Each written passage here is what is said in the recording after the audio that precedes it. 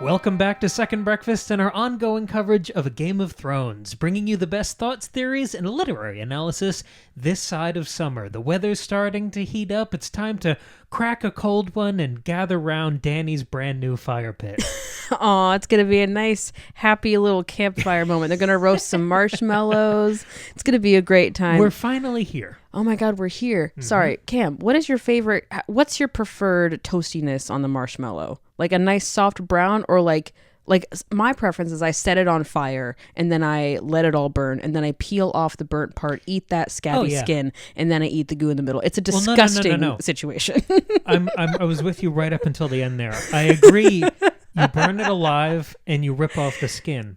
You got to eat the skin. Well, yeah, sure. Okay. Do whatever you want with the skin. It's your skin. I'm really set on eating the skin. But once you're done with that, then you can lightly brown what remains. Whoa. The innards. You just kind of wave it above the fire. Like a biscotti. Because it's double boiler. It's just goo at that point. So it browns like instantly. So you don't need to char it. I see. But yeah, once you rip off the skin and eat that, then you can just lightly brown it and it's wonderful. There's something just freeing about holding an object over a fire, letting it become a blaze, and then just blowing it out and then eating it. I don't know. But enough about this chapter. Anyway, what's your favorite kind of marshmallow roasting? Leave a comment down below. This is a fire-based chapter. It is. So yes, that was off topic, but it's sort of on topic. It is very on too. topic. I think it's very on brand. We're finally here. This is the last chapter of the book. This is Daenerys chapter 10. We're finally here at 73, 74. Unbelievable. It's been like a year and a half that we've been on this journey. I think this is volume 72. No, I or think three. It's three. It's one of those. 73. Yeah. So we're finally here. Yes. This is the last chapter of the book. Next week we will be back with a retrospective where we look back on all the best, biggest thoughts and theories we've played with on this journey. But for right now, we're going to wrap this thing up. We're going to land the plane with Daenerys chapter 10. Maggie, for the last time for this book in this weekly format, what happened in this chapter? Spoilers for everything in the books and the show. So this is Dany chapter 10. And Dany is, as you hinted at, preparing a pyre. She is going to burn Drogo's body, Mirri Maz alive, and then presumably something else on this third tier. She's laid out some cushions, some pillows. It's pretty hinted at that it's going to be herself. And Jorah begs Dany not to do this. He says, we can go east, we can run away, please, I love you. Queen. And my queen. And she's 13, calm down. And 14. And she says, no, I can't leave you. She has this plan that she's not really revealing to anybody else. And she says, don't worry, I'm not gonna die. You just have to trust me. And so then she gives her 3 warriors her wedding gifts that she got for her wedding. There's a bow, a whip, and an arak, which is their curved blade. She gives them to each of them and asks them to be her blood riders. They're very flattered and they're Khaleesi, we respect you, we care about you, we want to protect you, we're loyal to you, but I can't be a blood rider to a woman. That doesn't really compute in my Dothraki brain. But she doesn't really care. She also asked Jorah to be loyal, and he's like, yes, absolutely, queen. Bows down immediately, simping. And so that's where we are. And then she goes to prep herself and Drogo for this ritual that's about to take place. She takes a bath, she gets all clean, she brushes her hair, she gets dressed, and then she prepares Drogo's body on her own. She dresses him in his nicest clothes, she rebraids his hair, she tidies him up. There's a lot of oil. There's a lot of oil in this chapter. There's a lot of heat and oil, my 2 least favorite things. It was getting, by the end, I can't even think about that, but by the end of it was getting too Denethor for me. Yeah, it was a lot. Yeah, but so she preps them both. And so then they go to the pyre, they pour oil all over the pyre and over Mirri Maz. And she also lays her dragon eggs with Drogo's body. She puts one under his arm, one by his head with his braid around it, and then one between his legs. And so and so they're prepared. That's kind of the short end of the stick. Yeah, poor gold dragon. And so then they wait, because they have to wait for it to get dark and for the first star to appear before you can send a call off into the Nightlands. And so the first star that appears is in fact a comet, a blood red comet. And Dany takes that for a very good sign. And so they light the pyre on fire. And it takes a long time, but the fire gets ginormous and huge and really, really hot. Everybody has to back up. There's smoke everywhere. Mirri Maz is burning to death. That sucks. And as all this is happening, all the Dothraki are retreating, walking back because the fire is so hot and there's smoke. But Dany slowly steps into the fire as the fire is raging and the structure is collapsing. It's very exciting, very like momentous and beautiful and intense. And then like the whole thing collapses. And then after the fire has burned out and all the smoke has cleared, Jorah approaches this like pile of ash. And there's Dany sitting there. Her clothes and her hair have been burned away, but she is unharmed. And she's holding 3 baby dragons. 2 of them are nursing at her breasts. And then the third one, the black one, is like sitting around her shoulders. And they are like, of course, awestruck. They immediately, all of them, like bow down and say like, blood of my blood, like, oh yep, this is it, I'm with you forever. And then it says they even overcome their misogyny. They do. It's incredible. All it takes is her not burning to death. It just took 3 dragons. Yeah, right. And so that all happens, and then the last line of this book reads, and for the first time in hundreds of years, the night came alive with the music of dragons. And that's where we leave it. Fantastic chapter. Oh my gosh. I had goosebumps the entire time. The it was writing's so on a whole other level here. It This really is something is. we can't really touch on in the sort of analysis we do, but just the line by line writing here, there was a level of craft and artistry and imagery that we don't get to see in a lot of the chapters that are more about political intrigue. Right, But right. this was just such a showcase. It George was. was just rocking. He was firing on all cylinders. Yeah, he ends it with a bang. Is so great. The And I remember reason- I remember this moment in the show too, and it's like equally as exciting and profound and beautiful. Oh, sure. So it's a I'm- finale. Yes, yeah, it's a fabulous end to this book. The reason that I was spotlighting the misogyny here is because I think this chapter has such a relationship with the previous chapter. It's our final and most lovely example of distillation, where Catelyn was dismissed so many times in the last chapter because she was a woman, and we see the same thing happening here. And so much of what I want to talk about this week is another example of distillation. Awesome. Because the line that stuck out to me that I thought was a good home base to kind of jump off from was, is it so far from madness to wisdom? I loved that line. And It's that's something lovely. Dany says to Mirri Maz-Dur, and I see that as such a beautiful, distillation, breaking down of the big themes of this chapter. Cool. Because Dany, and I'm talking about the philosophy of death again, that has been our big subject for more than a year now. Dany is surrendering to the flames here. Jorah is treating it as a suicide attempt, Right. Because he doesn't think. Why would you think? Yeah, someone anybody's gonna die. Like they're not gonna survive that. Yeah.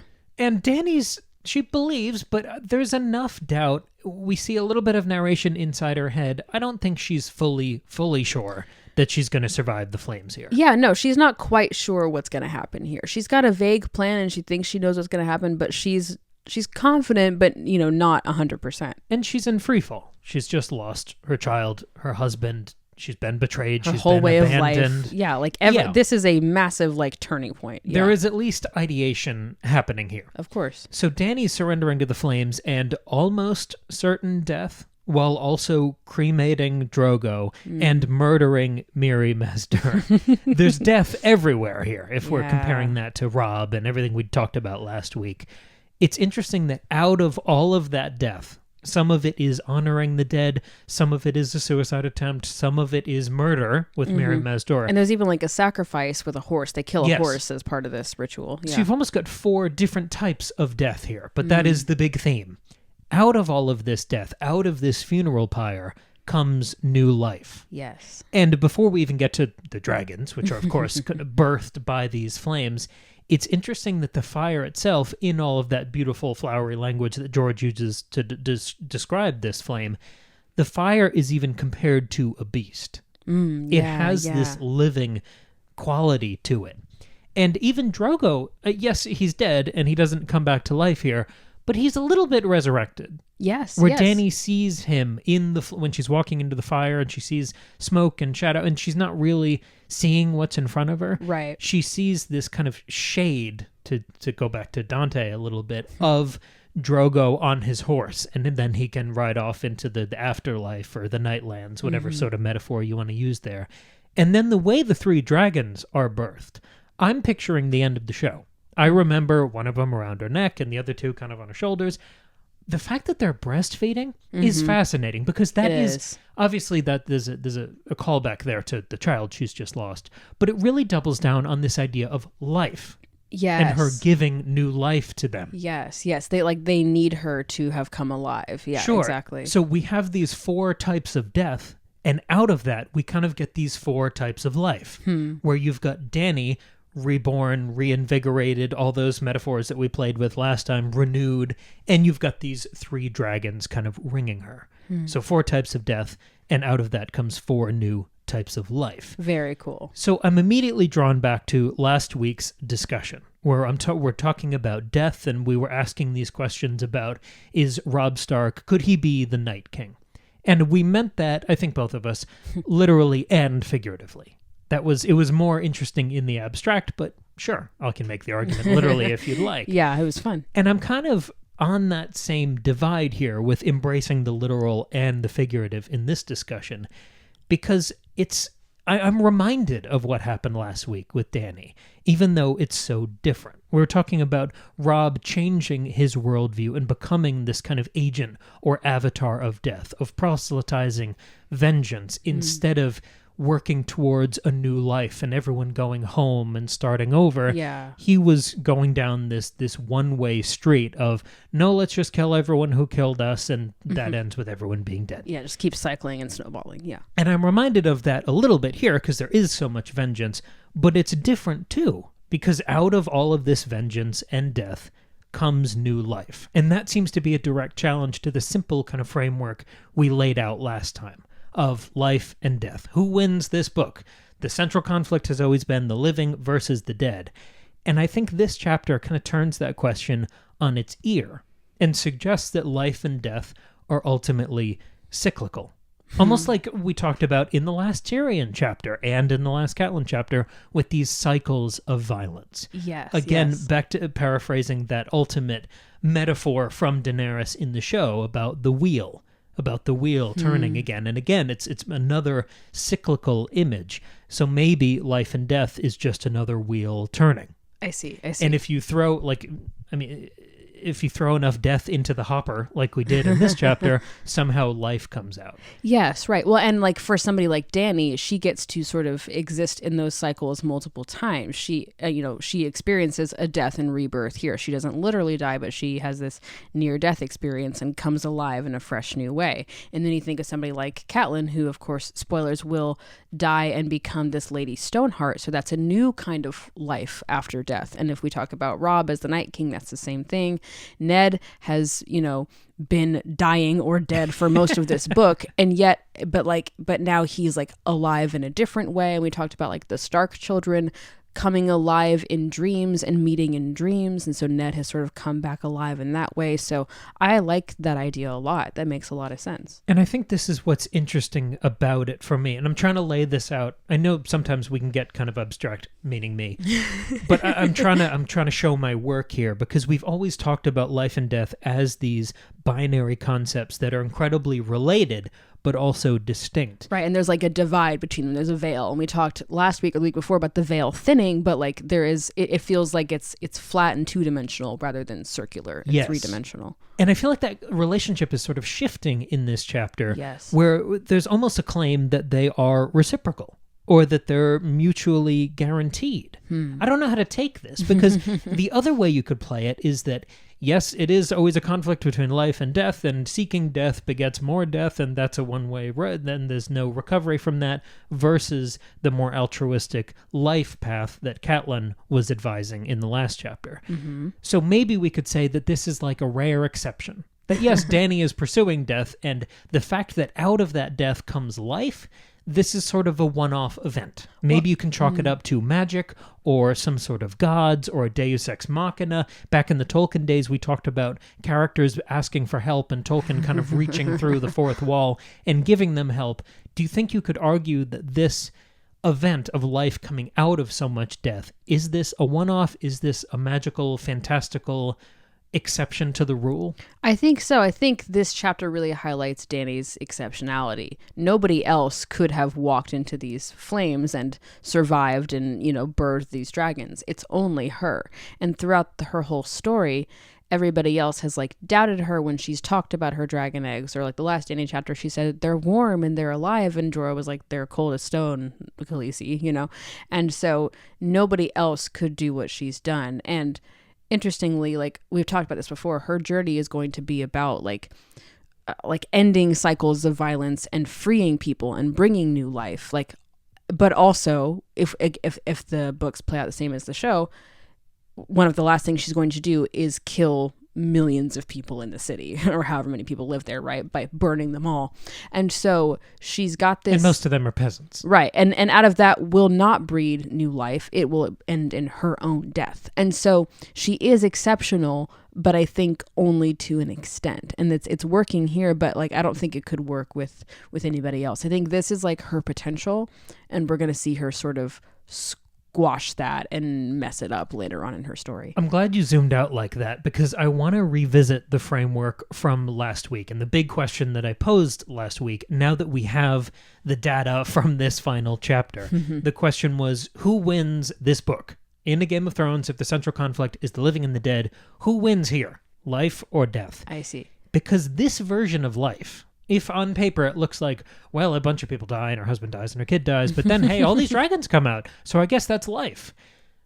I don't know. I'm suspicious of that. I'm skeptical of that, because the version of life that comes out of death here, that seems to win and have the final word, have the final say, is compromised. Yes. It is steeped in death and revenge. And to go back to the argument you usually make about adaptation, it's more survival than life. It's this threadbare capacity for adaptation and almost sheer willpower versus the type of altruism, the idealism, the principle, the reverence of home and nostalgia and a simple life that Catelyn was preaching in the last chapter. What we have here is meaner and baser. It is survival. It is just adaptation. Well, right. And it goes back to the phrase that Mary Mazdor keeps like touting, is only death can pay for life. And there's this idea of exchanging, like in order to get life, you have to like have this death happen as well. But then Dany realizes, and so does Mary Mazdor, that the life that you get from that is not really life. Like Khal Drogo does come back to life after all this blood magic takes place, but he's not really alive. And Mary Mazdor, a half-life, a curse right life. And Mary Mazdor was like, that's what you did to me and my people when you destroyed my home and killed everybody, and I was, attacked a million times. And so like it's a different kind of life. You're right, it's not a life worth living. But then at the same time, this idea that the thing that's so interesting about Catelyn and what she wanted to happen last chapter is that what she's advocating for is good and is right and is like the right thing to do and is what we should aspire to. But as we discussed, the problem is that nobody else is playing by those rules. So that's not going to work. It's just going to result in more death. And so what has to happen is something more akin to what Dany's doing here. Yes. And that's what's going to work, at least for now. The life position seems unlivable. Yes. It seems unsustainable. And I'm glad you zoomed out a little bit again to the arc of Dany's chapter. And she talks about how people view her as a child in this chapter, but that she's a child who's learning. Yes. And I think we can zoom out and look at this chapter as a moment of recalibration in the way we talk about the central conflict of this series, where maybe it's not life versus death anymore, and that the experience we've had through these 70 whatever chapters, maybe it's more survival versus death.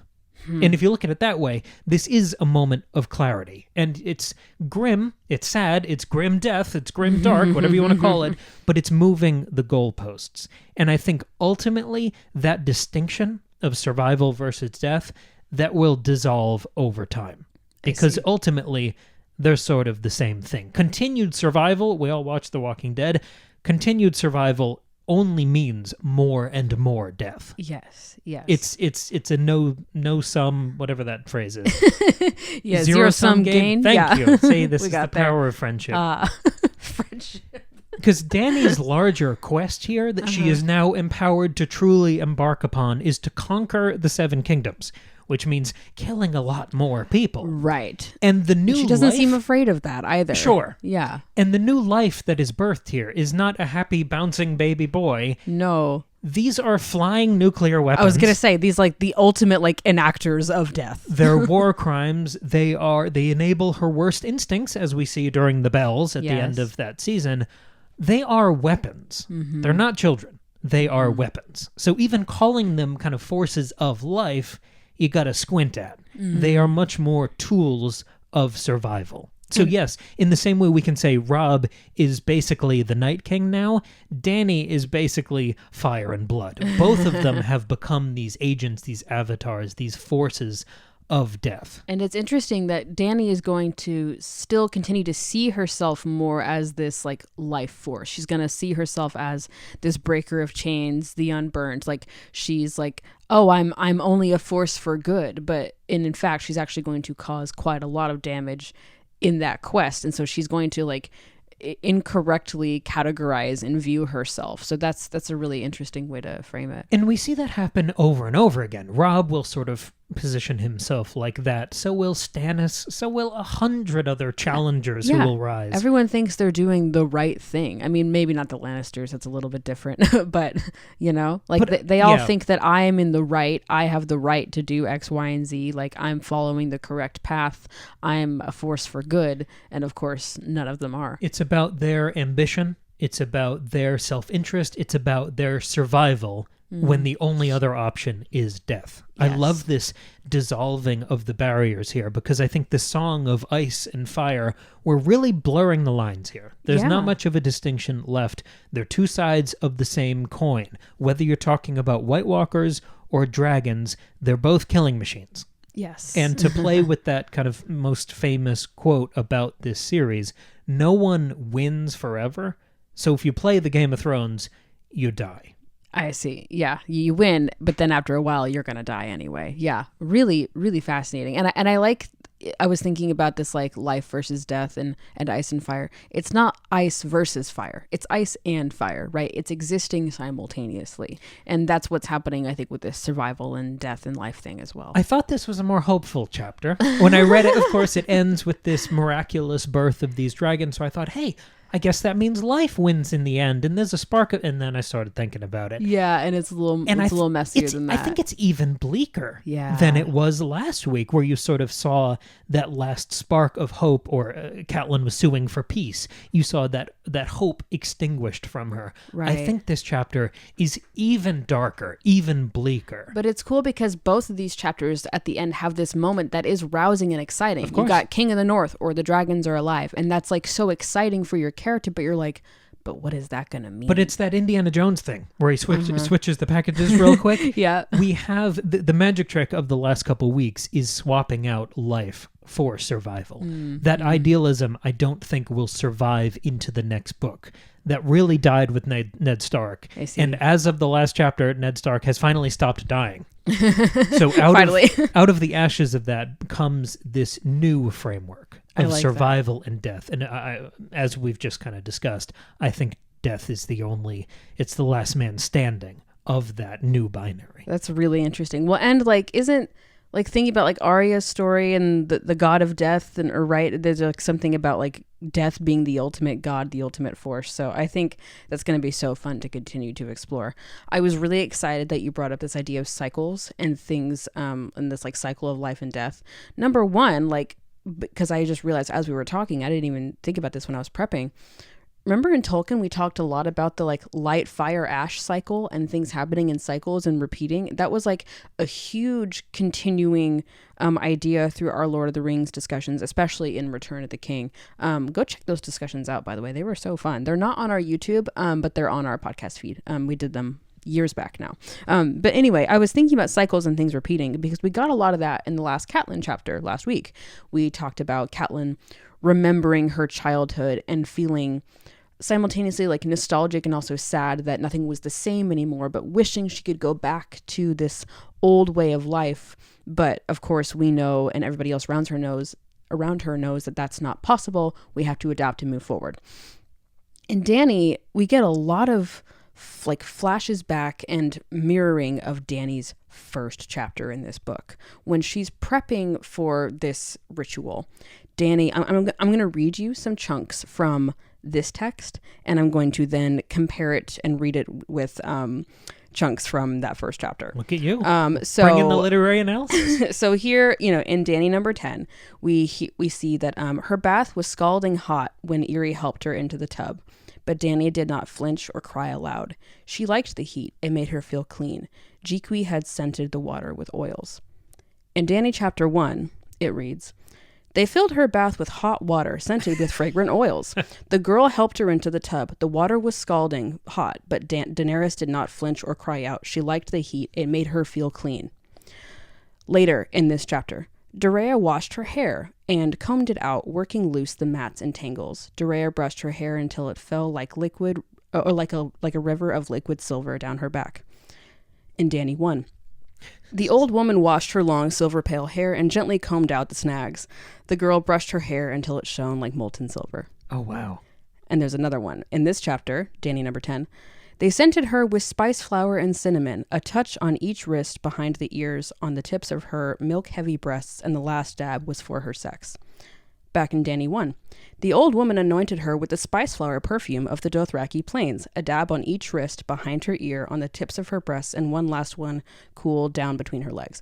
So, same thing happening, right? Like, there was so much overlap. The thing that, like, triggered the memory was Dany didn't mind the heat. It made her feel clean. I was like, I remember that. And so I went back, 71 weeks ago and read this chapter again, and it was so interesting. And I was like, okay, this is obviously intentional. Like, that's not an accident. And I'm thinking about why do that. Number one, it's like nice. It's satisfying to like have a like repeat, like, a reflection back on where you started, how it started, how it's going. That's a nice literary thing. But I'm more interested in like, what's the point of this ritual? This bathing in this scalding hot bath, combing out her hair, being anointed with these oils. What's the point of that? In both of these situations, she is preparing for a major life-altering moment that will hopefully get her to the goal of being in Westeros on the Iron Throne. In the first instance, it's her brother being on the throne, but it's the Targaryens being back on the Iron Throne. So it's the same goal, basically. But it's also that she's like prepping herself to look attractive and appealing to Khal Drogo in that first instance, right? She's trying to look like a princess and be desirable, because this is like the moment where they're like, hey, Drogo, do you want to buy my sister and like marry her so that I can use your army to tackle the Seven Kingdoms? And here I was thinking, well, what's she trying to do? Drogo's dead. Is she trying to appeal to Drogo? Is she trying to look beautiful? And I don't have a clear answer to that. I'm curious what you think. Why do you think she's doing all of this? Like, what's her goal? The fact that to kind of follow this thread of these comparisons with the first chapter, the first time she sees him, he's on the horse. Yeah. And he's, everyone else is just walking around and he's mounted on his horse. He's like always on a horse, yeah. And I think you can look at this being the final time she sees him. Not his corpse, which has been hanging around for a few chapters, but the version of him she sees in the flames. It's the first time she's seeing this. It's basically a platonic ideal. It's the form of him that is ascending to heaven, that's on this massive steed again. So it very much evokes the first time she saw him. It's totally. It's him in his full splendor as she remembers him. So I think it's her prepping to see him for the last time in the same way she prepped to see him the first time. But I'm also taken by the addition of the cinnamon. Mm-hmm. Yeah, not just spice flower, also cinnamon. Yeah, I'm slightly scared of cinnamon. The rest of my family liked. Did you watch too many cinnamon challenge videos growing up and they scarred you? No, it was that big red gum. Oh, the cinnamon gum. Terrified as a child. Yes, terrified. Me too. We're such weak people. We are. I was afraid of that gum, and I tried, and the rest of my family loved it, and I like couldn't handle it. And I couldn't handle like buffalo sauce either. But I was reminded of that because spicing Dany, is that even the right term? Yeah, it's like a perfume kind of thing. Yeah, sure. Yeah, putting the like spice flower, I imagine, is just a general herbal flowery scent. Yeah, but like cinnamon can burn. Sure. Okay. If it burns in the gum, I don't know if I want people like wiping cinnamon on different parts of my... I don't know. There's a capacity for it to burn there. I see, because it's spicy. Right. Yeah, it's warm. Yeah. Especially depends on where they're putting it. She's putting it in some tough places. Yeah. Yeah. So that reminds me of the way she's about to walk into the flames. I see. And have the flame sort of invade her body, because she plays out this scenario of maybe she can like mount Drogo one last time. She does have that thought. The flames can can melt the skin off their bodies while they're still joined. And they can like become one forever. Right. So there is this almost incestuous relationship between the fire invading the bodies. So I thought that we were almost setting the stage for that imagery with the cinnamon early on. I like that. That's interesting. Yeah, I like her, like, simultaneously preparing for the last time and like being reminded of the first time and trying to like, close that loop. But there are like little differences like the cinnamon that sort of like make this version of that first preparation different and new. And I was thinking like the biggest difference here is Dany and how she feels about this whole situation. That first Dany chapter, she is terrified, like understandably. She has no agency. She is fully under the control of Viserys. She is terrified of this man who she doesn't know. She's 13 years old. She is like in a fully like submissive position and is terrified. Early on we see her like being smart and understanding Viserys and seeing through his bullshit. And like we talked a lot about that and how she's smart and savvy and is trying to figure out what she wants, but she's got to work through all of that fear. And we've talked in the last several Dany chapters about how this whole situation of losing Rhaego, her son, is like her sort of expelling the fear because she can't be this dragon, this Targaryen with that fear inside of her still. We talked about how that fear is gone. And so here that fear is also gone. She's no longer this young, terrified child. She is now, she calls herself, she's a grown woman now. She's a queen. Yes. And she's not afraid to go into the fire to do all this stuff. Never look back. Exactly. Yeah. And so, and even when she's remembering, like when she's getting Drogo ready, it says she remembers the first night that their wedding night. She remembers that. She remembers it with like a fondness and a romanticism. She is like totally forgetting the actual like terrifying fear she was experiencing and the horrific assault that night was. She has reframed that in her mind. Partly, I think that's just like how abuse works, but I think it's also that she has gotten rid of that fear. That fear is no longer part of her. She cannot go back to that old part of her. We go back to this quote she keeps saying over and over again, "If I look back, I am lost." And so I think what's happening here, I was thinking, how can she be, re-experiencing the same thing over and over again while also not looking back and changing? And I think how it's working with Dany is, and I think we might have done this in Tolkien too, is she's going in cycles, she's going in circles, but the circles are continually moving forward. I'm drawing a shape here for Cam, but you guys can't see it, but it's like a circle, but the circles are moving and moving, almost like a spiral. So she's continually going back, but going forward at the same time. She's changing and evolving. If you think about this chapter as a rebirth for her, she is dying and being reborn, and she's going to sort of do that kind of thing over and over and over again. And so she's going in cycles, but not looking back. She's not getting stuck in the past. She's continuing to evolve, but in this cyclical way, if that makes sense. It does. And you've talked a lot in the last few weeks about agency. Mm-hmm.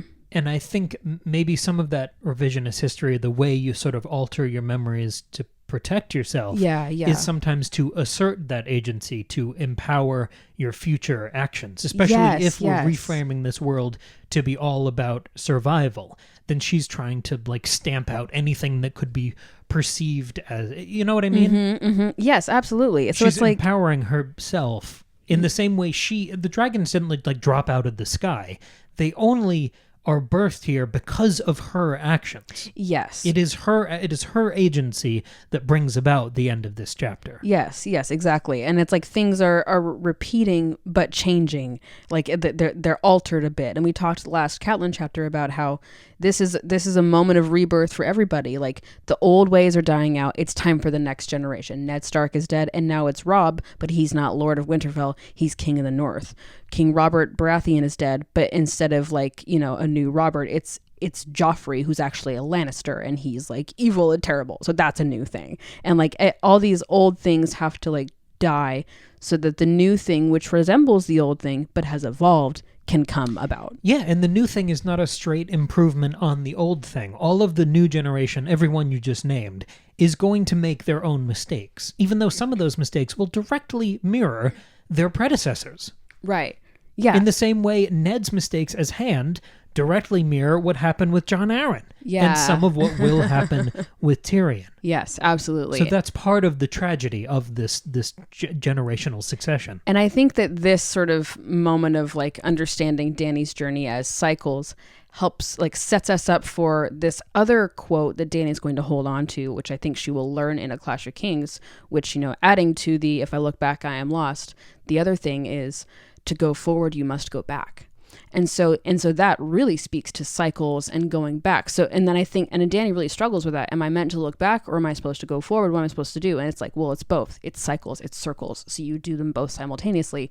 Fire and ice exist simultaneously. Life and death exist simultaneously. I think that's everything that's happening right here. And for a writer who is so steeped in Tolkien and has talked about that on the record so many times, that light, fire, ash cycle that you spent so much time developing as one of our biggest ongoing theories through our Tolkien journey, it's interesting that all three of those elements are contained within this brand new living metaphor streaking through the sky. Yes, the comet is all three of those forms at once. I'm so interested to pay attention to that comet, because I remember in the show in season 2, the comet is there, but I don't remember it really being all that interesting or them doing a whole lot with it. And I'm interested I don't remember really how it plays out in the book with the comet specifically. So I'm excited to pay attention to that as we read. I imagine it will be more of a grindstone. Yeah. Kind of wishing upon a star, how all these people interpret it. Yeah, I'm excited for that too. Me too. So this was just like a exciting way to wrap up and look forward in Dany's story, as well as the rest of the book here. It was just really rewarding to read. And I love when George plays those fun little tricks with his text. I loved all those comparisons with Dany 1 and Dany 10. I thought that was fantastic. I know, it's like if you cut out the names of like Jiqui and Dorea, you cannot tell which is which. Sure. Like it's exactly the same, like which scenario is happening in which chapter. But it's like, but we know so much about Dany, and we know she's approaching all of this really differently, and it's lovely to read. Lots of cycles. And interesting comparisons that I never really caught before between Dany and Robb. Because in the same way he becomes king in the north at the end of his chapter, she becomes queen, and she's going over, like she's almost throwing her hat in the ring in that Clash of Kings, in the War of the Five. It's like 5 kings and 1 queen. Yeah, plus her. Yeah, I know, it is. They have the same ascendancy in these final chapters. Definitely. And the same way Jon did too. Like Jon has ascended into this, like he's solidified in his role in the Night's Watch. He's going to go beyond the wall with the commander, and that's very exciting. And of course, like Sansa and Arya have changed in their own ways too. I wouldn't say they've ascended quite so much. They are really struggling, understandably, but they're also in like these changed and new roles. Like it's just everything has shifted since Ned's death, and like that's where we're like heading into with Clash of Kings. It's very exciting. And Tyrion too. I was like, who's our other POV? Yeah. So because he's about to go back to King's Landing and like take on a new role there. So lots and lots fantastic of things to look chapter. Forward to. Great fantastic ending. Book, obviously. I can't believe that's our last chapter. That's so weird.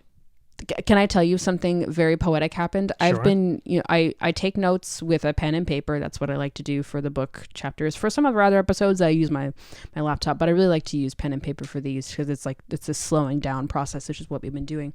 I've been using the same pen this entire time, and it ran out as I was finishing my notes. The red pen that I use when I reread my notes and circle and underline the important points, and that one died towards the end of my notes too. Holy shit. That's weird. That's so weird. I use the same notebook. I use the same pen. I've got all these rituals. Yeah. I'm in my standard green recording shorts that I've used for almost every episode we've ever done. You're also wearing a Night's Watch t-shirt right now. Of course I am. It's just I'm locked in. We are locked in. And as we've been said in the last couple episodes, if you don't remember, we are going to do, like Cam said at the beginning of the episode, we're going to do our big look back retrospective episode next week.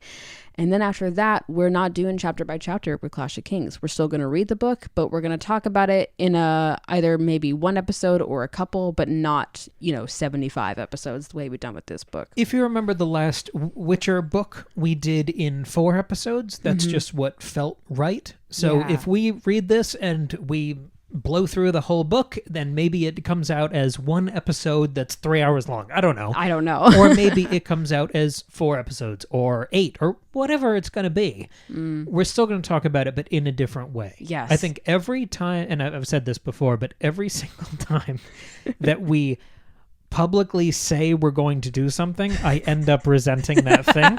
Right. That's why we're keeping it so open-ended. Whether it's us doing a month of Robert Eggers films and then being stuck talking about Nosferatu and not liking it. Yep. Anytime we've committed to, or talking about the first season of The Witcher show, which we didn't like at all. Talking about the second season of House of the Dragon, which we didn't like at all. Yeah. And there have been moments, I mean, we've been doing this. This is almost episode 500, not quite, although that would have been even more poetic. It would be so beautiful. There are weeks where, I mean, you see, based on how long the episodes are, there are weeks that could have been strapped together with another chapter. So sometimes this structure is limiting. I like the granular level discussion that we're able to have, but sometimes it's not great. Yeah, right. And also, like, it's I've found myself, I've enjoyed this journey so much, but I've also found myself being like, you know, okay, well, the last Catelyn chapter was 6 chapters ago. That was 6 weeks ago. So I don't remember a thing. And so, like, it's been kind of hard. Interestingly, we've been reading this so slowly that it's been sometimes hard for me to keep track of things, especially when this is a series that I know so well. And so I can't remember what has actually happened versus what I just remember happening at another point in the story. And so it was challenging in that way too. And so I'm looking forward to rereading this book with this eye towards analysis and discussion and, you know, breaking things down, but at a speed that is much more natural to my normal reading speed. And most people do not read this book this slowly. Some do, and that's great, but like it is very challenging for me to read it quite this slowly. And we've been experimenting with this format. If you've noticed the Dune episodes, that is a one episode for an entire book. And that works. Yeah. So yeah, I don't. And like last week or a couple weeks ago, we talked about Sunrise on the Reaping. That was one episode for one book, and I read that book in a couple days, and that was also a great discussion. And that could have been an interesting chapter by chapter breakdown as well. But you know, we have to make decisions about how we cover things and what we have space for. So I love the medium of podcasting because it is so malleable. Yes. I know we're on YouTube, but we're a podcast. Yeah. And I'm excited for this because it can be perfectly curated to the requirements of the book. If it's one episode, it can be that. It doesn't have to be something just because we said it's going to. So I'm really excited, looking forward, but I'm also, just for me, I'm really excited to put together the retrospective for next week. That's going to be really fun. Doing those. I know. We did it for the Tolkien episodes and we did it for the Witcher discussions as well, which I think our Witcher episodes are also not on YouTube. They're over on our podcast feed. We've been doing this a while. We have been doing it a while. YouTube hasn't been alive quite as long as our show has. But our YouTube. Well, no, just we invented YouTube. But yes, and as we've said before, but if you don't remember, we are going to talk about season 1 of Game of Thrones as an adaptation, the way we did for the Witcher show and the Lord of the Rings Hobbit movies. We talked about those as adaptations. So we're going to rewatch the show and talk about it. It's going to be over on the Patreon.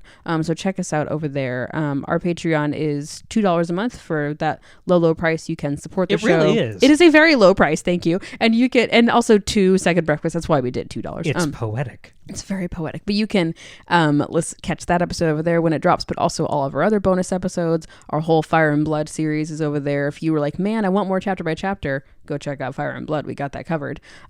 So thank you to our patrons and thank you for supporting the show over there.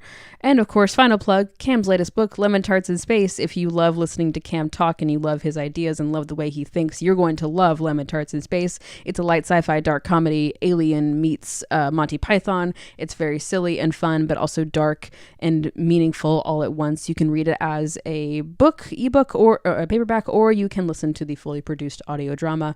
The link is in the description down below. It is also priced very fairly, so thank you very much for your support. And if you're only here for Maggie, and you don't care about me at all. She does have a cameo in the audio drama. Oh, I do. I forget that. I do. You're very good. I have a part. So if you want to listen to me over there, I'm over there. I was like, what of mine are you about to promote right now? I don't have anything. Oh, that. Okay. Yeah. Thank you all so much for listening. Thank you for coming on this spectacular journey. It's not over yet because we're going to have our big retrospective next week, but thank you. And then we'll keep going. But thank you for going through this book with us. I know we've got like a core audience who consistently listen to and engage with these episodes every week. And we've so appreciated your support. So thank you very much.